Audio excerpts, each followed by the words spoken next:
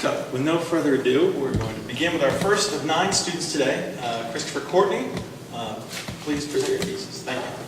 Hi, my name is Christopher Courtney, and my thesis is called "From the Solar Decathlon to Sustainable Communities."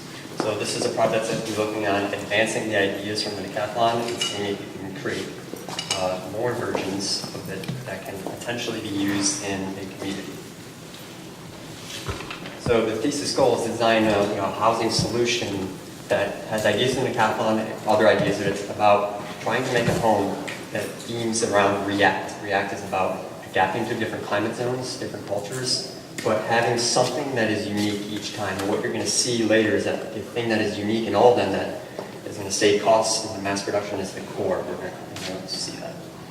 So the table of contents, we're going to go kind of the storyboard of this and how this works is that it starts off very generic. So you'll see down there the part T diagram is just showing a generic core, which is the kitchen, bathroom, and laundry, and then you're going to get to the end where one of the concepts in this thesis is the idea of an app where a user can actually customize their home if they want to and then output a result.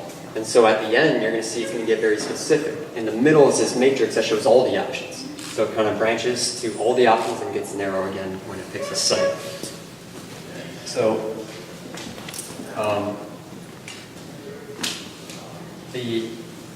basically what you're going to see as it goes along is this pattern of more specificity. So we're going to begin with the story of this and how I came up with it and how it begins.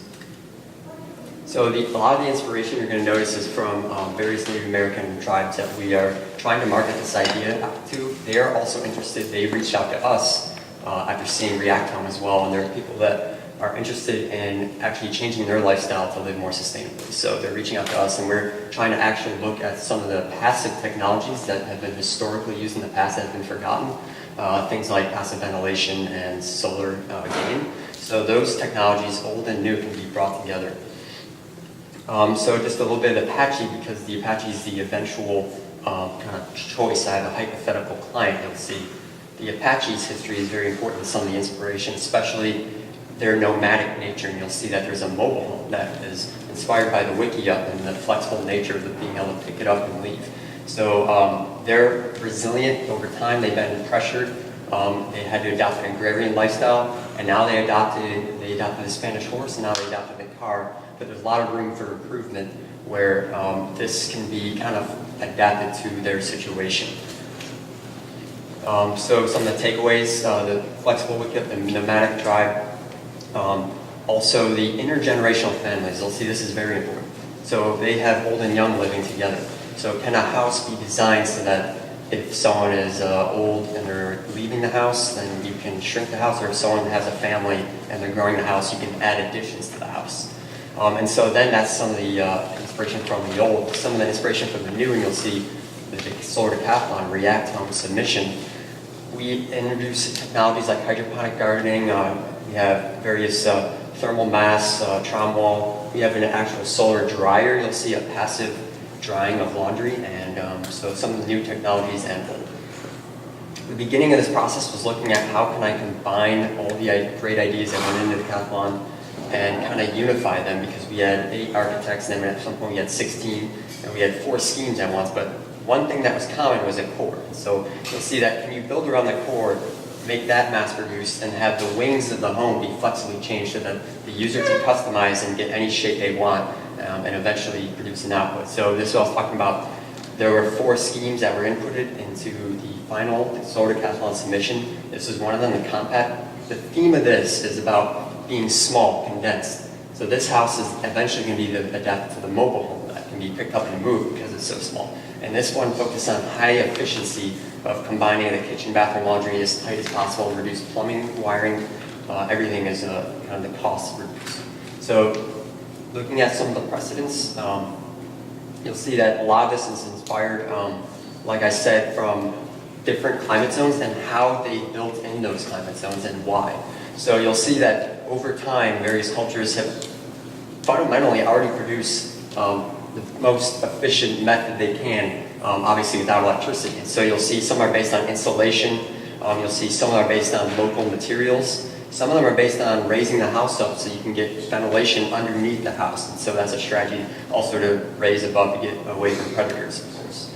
And so the wiki up and teepee are also some that inspired one of the final archetypes here you'll see is the mobility. And then thermal mass if you're in a desert. So these strategies in the courtyard is also the courtyard was used in the actual sort of Decathlon submission. So the courtyard improves ventilation, creates a nice outdoor space as well. So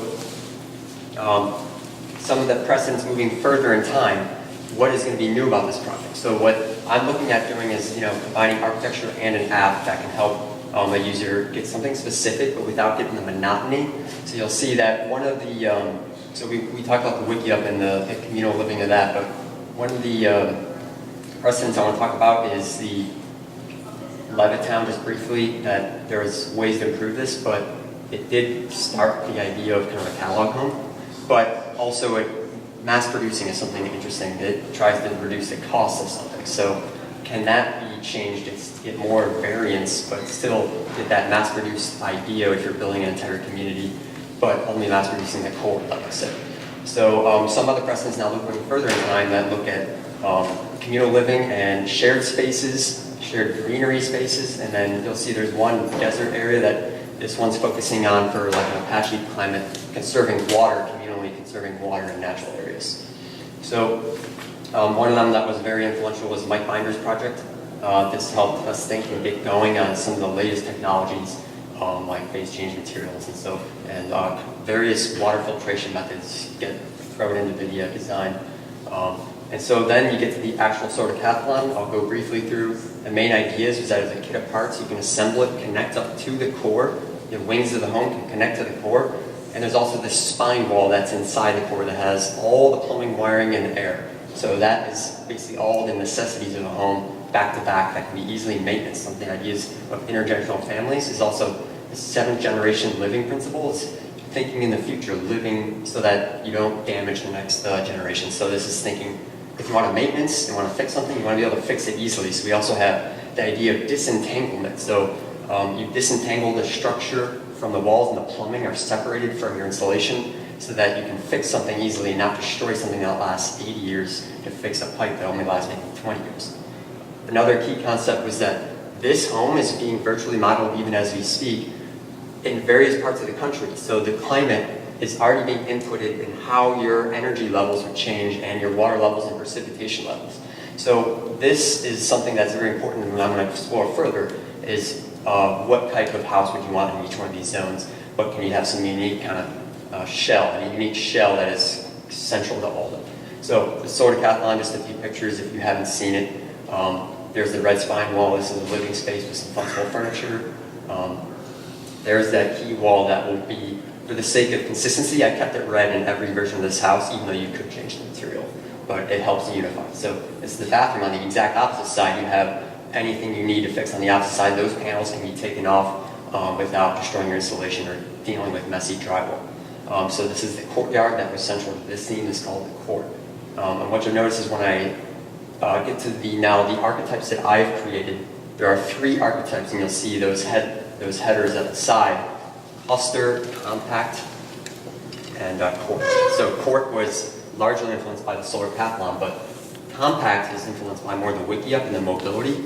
And then you have the cluster scheme, which is the best home for growing vertically. So that home best grows vertically. And there was originally also a corner scheme that got assimilated into the the compact scheme. So that is gone now. There's only 3. So then you have the courtyard. We talked about that. It's about adapting to the seasons. The seasons change. You want the courtyard to be shaded sometimes. You want it to be blocked off from the wind. So there are various strategies the courtyard can help adapt. And then you have the compact I talked about in the cluster. This one is best for growing vertically so that you can plug in any module. These prefabricated modules, they can plug in. They have C-channel kind of beams that essentially acts as a chassis, and you can essentially run all your conduits along these C-channels, and they literally plug into then the core, which can grow upward and cantilever out any module that wants to plug in. So this was the best for growing up, more dense kind of living. So then we move on to what are the variables that the user would be able to change. And the main 3 I came up with were the core, there are some changes you can do, but you still mass produce them. So you only want like maybe 5 or 6 versions of the core. But the shape has maximum freedom here. So the shape of the home can be almost anything with the way this is designed. And then you have the materials, which is pretty simple to think of how you can change the materials, and they need to be kind of a kit of parts for certain climate zones. All right, so the variables of this home also have to input when the user's starting off, if they are living one person, a family, single family, handicap. And so what I did was I created these default types, especially if someone doesn't want to deal with the technology, that could be easily seen. So they don't even use the app, right? So they just, with the help of the architect, can pick a default option and build from there. And so these default options I thought were these right here, these types for each one. 5 types with different living scenarios. So single use, half levels if it's a slope site. Then you have duplex for 2 separate families that live divided by a firewall. And then you have the complex, which is the most flexible. That one can be almost anything, it's the largest. So those default types are what you could start with if you didn't want to deal with the app, which we'll get to pretty soon. Hey, Chris. Yeah. It might help if you just walk back and forth a little tiny bit. I'll We can't go tell to the exactly. boards at the end, but what I'm trying to say is these are the defaults. The app that you're going to see is down here, where you're going to be able to change these variables. But these are the raw data that goes into the app, which I'm about to get to. So this is kind of the central portion of the project. Is you need to produce everything, every single image that has to go into the program. You have to produce every shape. And so I have these family trees of all the shapes that you can think of. And so that's where I'm mainly focusing on the variance and how you make your home unique is mostly in the shape and materials. The core is what's mass produced. That's how you save money because all the expensive components are in the core. So there's many variations, and I did this design by advantage strategy where you can test what are the plus and minuses of each strategy. So if you have one core that is close to the bathroom, you have your bathroom close to your bedroom, it cannot possibly be close to the living room. So there's a trade-off. So these trade-offs were all thought of and given a score. And so what happens is at the end, you have a survey, and I'll get to that after these decision trees I went over. These are every single shape you can possibly do with the kind of bump out the house to the right, bump out the house to the left, bump out.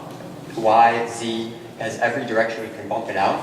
And what happens is you get these this kind of matrix, and I'll show you on the boards pretty soon, but this idea of having every option built in is something important when you're dealing with programs. So what happens is, so the decision matrix, this is it. So these are all the options you can have for the core, and then you sort of saw the shape. Now what happens when you combine them?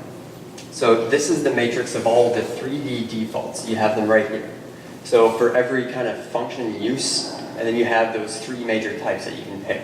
And just to be clear, you can pick those types for any climate and then change the materials. But the cluster, compact, and core are all there, with the most complex being kind of at the end of this and the simplest being here. This one is labeled the DNA because it is the essence. It's the most simple house you can kind of think of with each one of the variants. So each one of those is kind of the basic home, almost a starter home.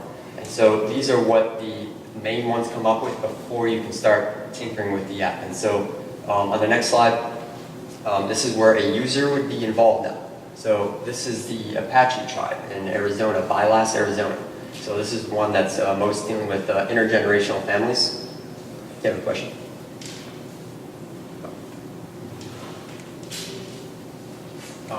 And so the app would be essentially, what it's trying to do is having one variable per axis. So this is simple, it's just showing a letter and a number. What you would do is you would add a variable, for example, along the Y direction and have a live updating model in the center. And then what happens is then you slide, it resets, and then you can add another variable. You can maybe change, now in this example it's color, that could be material, for example. So that's a very simple method. But then what you can do is, if that's too confusing, you just fill out a survey. And then this is pretty interesting because it can, you pick your kitchen size, for example, you fill out a question, and it's scoring each one of these, and at the end it produces an output where it says this is your recommended core, this is your recommended house, or these 3. And so this would filter the options. So what it does is at the end you're cycling through, fiddling around, and then say you take the survey, these ones are grayed out, you can't pick them, for example, if you picked a certain material, these materials cannot be used with that. So these ones are gone, and then they would kind of recondense and you could start cycling again through them. So what happens is, when you get to the end, then you can get to more detail where you're changing material and you get the live updating model highlighting what has changed. Okay, so the types that you saw over here that are kind of outputted, just to show the, I'm going to mainly do the rest of the presentation on the boards, but just a few things I want to show you. Okay, so some of the ideas of, now it's grounded, and the idea I had was for the courtyard scheme to be with the Nanticoke tribe in Delaware.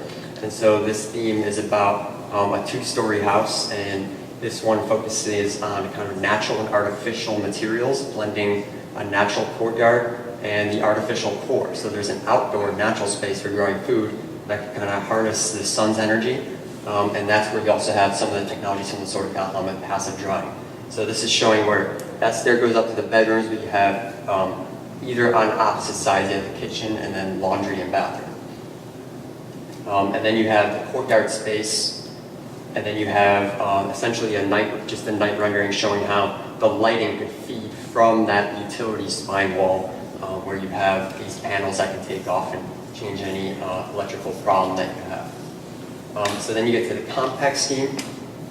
This one was that mobile home that was best suited to being able to pick up, move. And so this one actually has this idea of being able to unfold. And if you're gone for a while and you have less space and you want to fill up that space, and because there's a lot of surface area, you can condense the home and you're less heating costs. And so this one was about creating this kind of central core that acts as a lantern, and there are actually no exterior wiring in any of the exterior walls. So everything, literally everything, comes from this wall, and so all the outlets, all the air is wrapped around this. So you actually don't need as thick walls on the exterior, so those can have the joints you need to be able to pack this up. And so just the night rendering showing how everything is attached around that wall. And then you get to the cluster scheme. This is the one that grows upward, and it's best at stacking modules, cantilevering out. And so this one is showing in a setting that is Minnesota. And so the Sioux tribe in Minnesota, this was about kind of the intergenerational families. This focuses on being able to kind of buy and sell modules, take off a module, add a module, grow upward, grow the home as the family grows. And so this is a section showing that wall, and this one is the best for maintenance and future proofing. So this one was about having the home last and being, the 7th generation principle. So this staircase wraps right behind that utility wall, and we noticed in the solar Decathlon there's one problem, having the back-to-back is hard to fix. But this allows you to go behind the staircase, and you're going to be right behind the plumbing there when you just take off the panel, and this is essentially just a hollow chassis that goes up the whole building. So that makes it look like the best possible home for this 7th generation principle, intergenerational living of the Sioux tribe. And then you just have that night rendering showing how everything feeds out of that side wall. So then I just did a little study at the end of what if this was in a community, and so this home is one that now it's sited in Bylass. It's tiered because you'll see the slope terrain, it leads up to Mount Turnbull. And so this home has terraces that can get a view of the mountain at the end here. This is the existing site plan that is being currently proposed. At one point in my thesis, I was looking at designing a whole community. That was a little bit too much, but I did plot the home there. So I studied the kind of how the landscape worked, and I thought of the ridges that created from Mount Turnbull that flow down to the stream. And so you have this mountain that's in the background, and that's really important. And so looking at that site, kind of picking a point in between the river and the mountain, I looked at the site and the slope, and then picked a spot halfway between right there, and then this is the final core that is chosen, where it has a vertical garden. It has these kind of lifts here, and that takes you up to the solar attic. What the solar attic is say you have dishes here and you're drying them, you can raise them and lower them up to the solar attic, and it also raisins, bananas, fruits. That was one of the ideas taken also from the solar Decathlon, where you can dry laundry on the opposite side, so that is passively dried, and then you have kind of more futuristic technology with some of the phase change material on this wall. So this home with that core, this is kind of the shot of those tiers and how it slopes up the hill. This is potentially halfway between the dense and the more suburban. So this home, because it can move, is kind of at the edge of it. So there's the Mount Turnbull, and you have Mount Turnbull in the back with this rendering showing kind of the finishing of the story, going from start to finish, kind of how. So you saw that core. The core basically was generic here. You saw the simplest version. What can you attach to this core to make it best efficient for that climate? Can you mass produce this core, save costs here? Because this is where everything is in the home that is expensive. Kitchen, laundry, bathroom, the mechanical room, that's all the cost of the house. If you can mass produce that, most users don't spend much time there. So that is what might be similar in every home. But then you get further, you get to the matrix where every option for all 3 default types is explored. This is just showing how you have to actually produce all these options yet. If you want to send it to an app, you have to go through these options. It's kind of an amalgamation of the X and Y axis, and so these can be sorted through, filtered like you saw with the survey method here. And then what you're going to have is then you have a client pick from these, and they'll pick their favorite, or they might just take the survey method, or they'll skip that and work with the architect to just get a kind of customized home, which would be more expensive. But the idea is that they can get a sustainable home, which has a lot of investment costs. A lot of people are turned off by that. Can that be actually a benefit in that this mass-produced method can actually save costs for a sustainable home? Yep. Does this decision-making matrix, is it also allowing you to understand the performance of the home as you change options? So ideally at the end, when you get to this screen and you're doing the fine-tuning, you would have a price at the end, which I don't know how to do that, but that was the goal, is that when you produce your home at the end, you would see the price. And so you're like, oh wait, that's too expensive. Then you can go back, start sorting again. So He was asking about performance. From a sustainable performance, yes. So if you saw the energy modeling for each area of the country, that virtual model, there is a virtual model up and running right now. If you visit well, I can't visit now, but the home has a virtual model for each climate zone. So it would, the idea is that it would update as you are studying it. It's being monitored so that the next version is even better in a sense. Not to experiment on like the first user to buy it, but the idea is that it can be improved in the future proofing. You want the home to last. So. And so just bring it to the end, and it gets specific to a site. You had a hypothetical client pick their option. They picked the compact home. You could have picked a courtyard home in Arizona. That's fine too. They picked the compact home at the kind of halfway between the river and the mountain. This is Mount Turnbull in the back. So that concludes the thesis from the Decathlon to Sustainable Communities. Chris, I want to apologize. Yesterday I told folks that I wasn't going to be here. Actually, I got here earlier than I thought I was going to be here. Today is the 10th anniversary of my dad's passing. I took my mom to Mass this morning. World land speed record on Mass, 12-minute Mass, no sermon, no kneeling, and just rocket speed. So I got here finally. I just want to introduce Robert Cole, who came in while you were presenting. I guess Brian and Chris and Maria and Mide all introduced themselves. Over here is Edgar Adams. Edgar is a faculty member at Roger Williams University. And over here is Carlo Achille, and Carlo Achille is a faculty member at ISI Florence, our affiliate in Florence. Robert is an architect practicing in DC and has taught a lot at a lot of different places. I can't even go through the list. He's all over the world he's taught. So I'm going to ask the reviewers, as the day goes on, we're going to need to talk into the microphone when we have questions. There are people with hearing impairments, myself included. But this is also the only way for us to fully command the space, because what happens as the day goes on, there's going to be exams going on and people coming out of classrooms yelling and saying, oh wow, I just aced that exam, and they're going to, when they hear us talking like this, they'll tone down. So if somebody has a question or wants to talk, just pass the microphone back and forth with it. Hand this to you. And one question. Have you started your Kickstarter campaign, and when are you launching your business? No, but I'm working with my professor, serious. Garth Rockcastle. We're looking at, like I said, the Bylast, Apache were interested at one point, but now we're focusing more on Wisconsin and Minnesota currently. So yeah, they've reached out to us, and we found some manufacturers that had this laboratory where they produce kind of cores, or they produce wings of homes. But we're looking at there's a factory where you could potentially do this in an indoor environment and test the climate with kind of simulated climate zones. So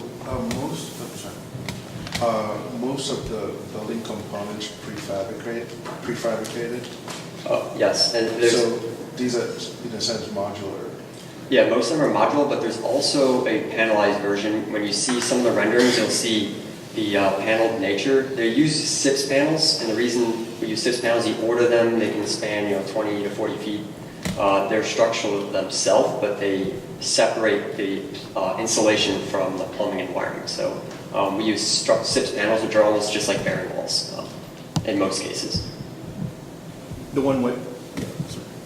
One thing I might add to this is the closer you get to the core, the more repetitive and mass-produced it is. The more you get to the edges, the more contingent and dynamic it is. It's not unlike an iPhone where you apply the cases and the accoutrement that become your own personal choice, but inside they're identical. And they're able to perform in a reliable, stable way, and they're actually all interconnected, so the data they're producing is also a research project. So first, I'd like to commend you for the amount of work you've done and the thoughtfulness and the thoroughness of your thesis. I think it would be interesting to have a higher level of conversation about the underlying values of what you set up here. Yeah. Mm-hmm. It seems the premise of the project is one, first giving people choice based on their needs. Yeah. And secondly, on mobility. I'm interested in hearing from you what in our culture now speaks to the mobility piece, and why is that something people are looking for, and what are the practical implications of picking up a home and moving in? What are the circumstances now that you're trying to address with this? So I guess I can think of two. There's one, I noticed the Midwest is actually, when I researched this, is the most common place for mobile homes, as well as I think South Carolina. But so these mobile homes, because the terrain is so vast and open, when you compare the Midwest to the East Coast, how dense it is, it's very difficult to imagine a mobile home. But this gives you more freedom to move. Also, you can think of moving to job sources and kind of the intellectual capital resources, stuff like that. So people who, just thinking of, how much mobility does the population who actually live in mobile homes, how much mobility do they have? How much economic mobility do they have?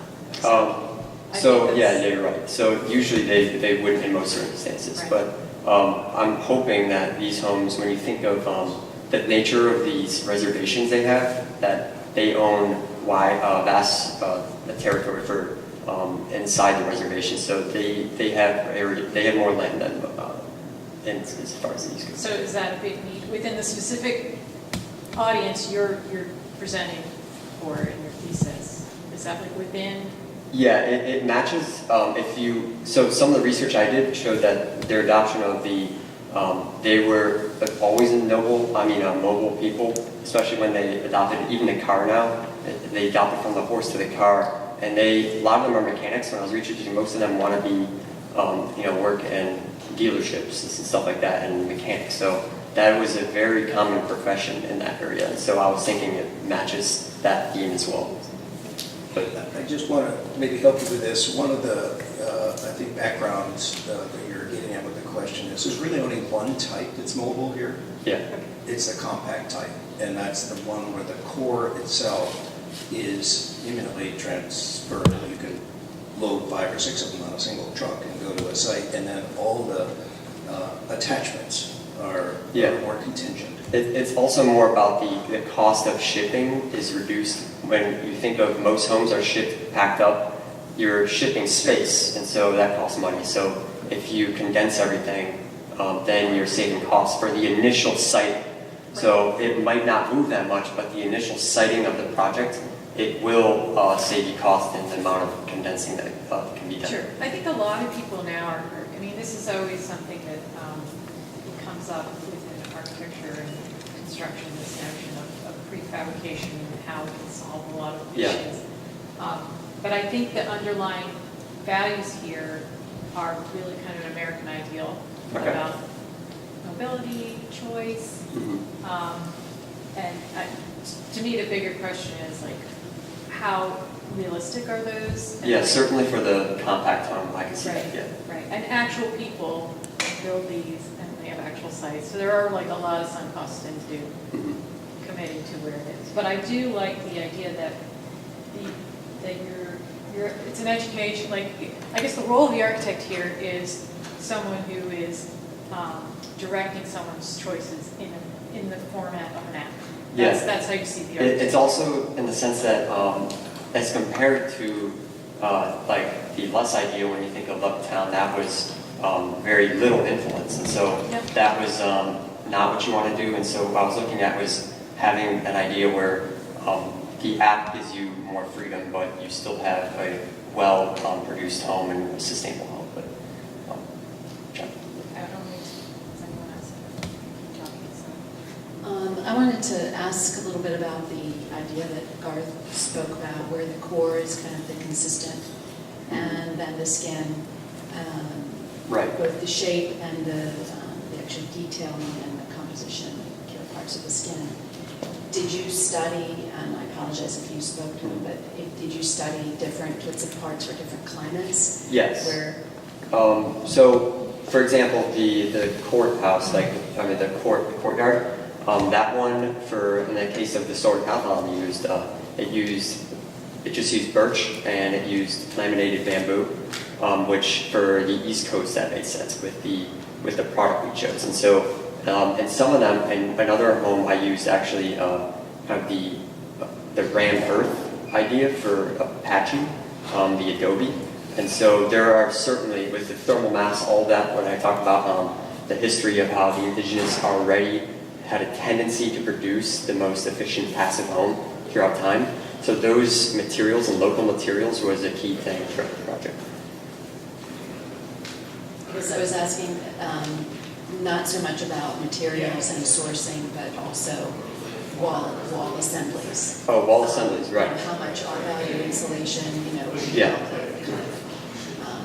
the context and kind of culture of the climate can inform that. Right, so for the courtyard home, in this version, it was R40. That was the one I was talking about, 6 panels.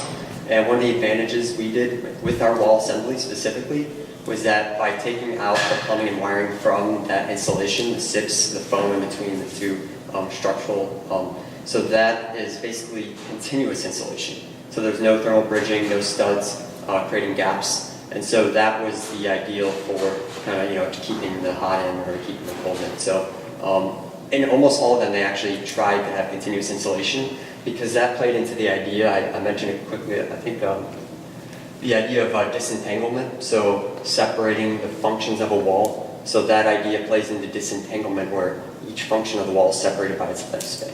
And so the insulation and structure lasts the longest. You want that furthest in the middle of the wall so you don't touch that and break it. Everything that lasts least, like for the finishes, that's on the outside but can be taken on and off. And so that was consistent in most of them, but the materials that take on and off were local materials to the climate zone. So. When you get away from the red walls, how do you get electrical plugs and stuff out to that outside stuff? So, and this is the only one that did not even have some on the exterior for the mobile home and some of the coating for that. I know, so the other ones, what I had was this one, it runs along the hallway. There is a drop ceiling where the hallway is. I guess, so here's the systems diagram. I didn't talk too much about these, but I had for the court an ERV that has an energy recovery ventilator for capturing heat in the attic. And so this one was the one that has a drop ceiling. This one, the compact, just funnels it directly. It acts as a kind of radiant heating directly from the center. And then this one was a mini split system. And so that one, it just had to run the refrigerant line, which is very skinny. That ran along, like I was talking about, the C channel. The C channel, I guess I think I had it, but the C channel kind of beams that acts as a conduit line. Chris, I don't mean to be continually amending your presentation, but I just want to add so that the question is well answered. There is an inner layer between the thermal enclosure and the finished surface. That inner layer carries any and all utilities to the outreaches of the body of the house. Yeah, so that, basically, when I was talking about the panels, I guess that wasn't clear. So you'll see, so for example, in this rug, right, these panels that are divided here, what I was trying to show was that, in the solar Decathlon even, we were able to take these off and demonstrate this. So these can be taken off, and what you have is a gap where the electrical runs for your outlets, but that is accessible without destroying the wall, even on the exterior walls, which are panelized as well. So you take it off, you can fix the electrical, which you would see running by when we actually had a problem in the solar Decathlon. We were building it, the TV didn't have a stud, you can just take it off. We added an extra stud for support and put it back on. And so there were, and we also had a water leak. So this method is what I'm talking about. There's a gap where you take it off, fix something, and put it back on. That's how you disentangle You it. could also have a baseboard conduit. Yes. It might be an easy way Yeah. to do that, so you don't have On to the- have this yeah. whole layer. Just the baseboard conduit takes plugs wherever you want them. And yeah, So can you talk a little bit more about the intergenerational sort of component, which I think Right. is the cluster, I think? yeah, that's mainly the cluster. So you can imagine like a grandparent sort of, living with a family and then their offsprings, sort of adding to that cluster. Yeah. Would one core be sufficient for these add-ons, as you keep tacking more families, or would you have to supplant it with more additional cores? So it would in the cluster scheme, because that one grows One up. bathroom? Oh, it goes It up. goes up. So you build, Yes. you're clustering upwards. Yes. As opposed to lateral. Yeah, it can't cantilever far enough. So you can't, for the cluster scheme, this one, you see this cantilever, you can't cantilever far enough. This core, this is the barren wall, that digs far deep underground, but then you can cantilever out, but you can't go that far out. So what you do is this goes upward. So that one goes upward, and then the courtyard scheme is the better one for growing outward because the wings of the home can be extended easily along the courtyard and back, so that one would be better growing horizontally. So in either case, you'd have to add a secondary core. Because some if- of those are showing like one bathroom, and if you had. Yes, some of them, yes. So I did look, to be honest, I don't have that shown, but I did look at them, and I had versions with multiple cores because I was playing with these versions for a while. But I had versions where you mirror it, and you would mirror that, so you get a second core facing the other way. Obviously, you can't have a south-facing courtyard then, but there were versions that did that. I just didn't have it. But And you can spoke them too, so you can peel it off and double them. Sure. So, obviously this works anywhere where it's kind of an open site situation. yes. So then I go to a situation where, and even possibly I go buy a conventional lot, 44 or 50 feet wide or whatever, single family, it still probably works. What happens if I buy, what is essentially a row house type lot? So- Is there a way to configure this in a kind of fairly standard 22, 20, 22, 25 foot kind of party wall situation or not? Yes, so there's two ways to do that. So one of them is if this is your lot, then you have a party wall between the courtyard, a shared courtyard. The other way I thought of that isn't here is, when I was talking about mirroring back, the courtyard one was pretty good for building in a skinny lot because of its ability to extend outward, and with these are the wings of the home that you can build. And so what happens is, the idea is that I looked at one scheme where the house actually tiers. This is the most similar to what I'm talking about. So this house, and it starts stacking backwards, that way you don't shade your neighbor. And this one I actually looked at what happens if instead of windows here, this house is stacked along. I know in this case you're talking about an existing lot, so you'd have to fit the dimensions right. But this one can also be, this is the best one for if you want this wall, this one doesn't need windows. So these ones can be stacked up against each other with party walls. Which would also work well on a zero lot line where you could connect to one lot line but not the other. Sort of Charleston house type. Okay, so now another question. Okay. So let's say I'm married. Okay. And I'm really totally into this idea. And I love modern architecture, so that's really cool. I really want this. But my wife, however, she's there for everything except the style. You know, and she wants a more traditional looking house. Is there any way to address that issue? Traditional, so yeah, the way we built our walls, you would be able to get, so the siding, for example, we used at one point this company called Bamboo, and what they did was, after the SIPS panel on the exterior, they have these clips, and so you can put any cutout, you just order it with a profile cut, right? So you can order then the traditional siding if you want it, if that's what you're talking about. But as far as the interior and the panel system, most of them had the panel system, but there were a few, including the compact, that didn't have the exterior walls needing to access outlets. So the compact scheme, for example, then you could have any finish you want on the interior. So then in that case, you have any interior and exterior finish. But traditional like peak awnings and stuff like that, the courtyard would be the best one to do that. But Yeah, I think we're going to wrap on this. Is that about right? Is there any remaining questions or comments? Sure. yeah. I can't help but admire how much work you've done as far as the exploring all the sort of permutations of the ideas that you're doing. The concern I have actually spins a bit from what Garth was saying about, say, the iPhone. It's a tool. Yeah. And it's a very, very, very effective tool for doing what? And I think, for me, the big concern I have is that the core that you've developed is the device that enables life. But what I find, where I'm troubled, is that you take the same iteration and you've applied that to a sort of formulation of how to live. And I think perhaps looking at some of the types of the lifestyles we're trying to embrace, they don't necessarily have to be quite so articulated in a sort of geometric order in the same way or with the same rigor as the core itself. So you have this really, really efficient core, which really enables. Right. And the spaces themselves can be something else. I have a couple comments. One is that land is of a premium, and yes, you get an extraordinary piece of site like this, but then to sort of plot things in, probably the value of this particular site is going to go very high, which won't let you populate this. Where are you going to put the lower income houses or places like tend to be less beautiful sort of sites because the beautiful sites are bought by the wealthy people for the view. So there's a lot of things tied into it. One is how this object enables life, and perhaps taking a cue from some of the prototypes of the type, they're all just places. They're rooms, they're closed, they're protected.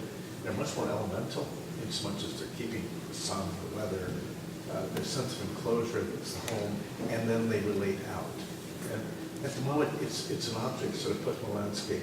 Yeah, you're right, Right, and then, so the imagery, and I'm sorry I don't know your name, but the imagery, yes, you can put a whole bunch of set design type facades in, but you can also talk about how the lifestyle just enables and how they can come along and put a poster in, they can put a wall in, they can, so you have this really highly defined core which you put in, and then perhaps a structure and just let it go from that. It's covered. You said very simple thing, which allows you, I'm sorry, I'm probably going way out, that's far. Allows you to back off and let them bring it to their house. Yeah, more plans. Yeah, I agree with the program to explore the uses and the, Unfortunately, this is, I think, a really fertile subject and deserves and could benefit from a lot of lateral discussion. And one of the things that I'm really particularly excited about with this thesis and with Chris's work in particular on it, I've known Chris now for 2.5 years. He was in the very first studio at the Decathlon and earned a summer research appointment, followed it, carried us all the way through the construction and exhibition of the Decathlon project. And for a while we thought he might derail. It was such an overload. I'll just offer a little commentary here. for the master plan of the He bylaws. went in a direction that was, well, just perhaps a little bit more than you could chew. And instead retreated and went back into the fundamental principles of the DNA inside this. And that happened to match what we were doing as a subsequent enterprise following the Decathlon project. We have a large grant proposal with Fannie Mae right now that would fund this going out into the reservation and then later in other applications. And that part of it is to develop that, what we're calling the DNA at the heart of this, so that we can get the repetitive, cost-effective, high-performance, smart technologies, more than just monitoring, but actually producing and anticipating behavioral shifts, climatic shifts, et cetera. So, Chris is going to be right there with us. This is going to produce employment for him following it, and I think it's going to be really important for the university. It's one of the rare examples of where the breeding ground of work that starts in academia actually does branch out and become something part of what will, I think, really affect the world. Because we are taking many elements of this to the European Decathlon. We're involved with Hungary with a further application of this in Central Europe. So I just want to say that this is the kind of thesis you'd expect to see at MIT or Virginia Tech or San Luis Obispo. This is not a typical Maryland thesis. And so I want to say that it's really your interest that has driven this thesis. It's what you picked up at as we cut across the terrain of this decathlon. It's a beautiful illustration for me of what it is that's possible with the independent work of a thesis, not just a senior project, but a thesis that's rooted in principles and ideas. We could quibble about bits and pieces of this for quite a bit of time, but I want to just say that I'm just so very proud of you in the work you did on this thesis. And you kept your head down, drove this thing hard all the way to the end, and it's going to serve you well in your career. So, thank you.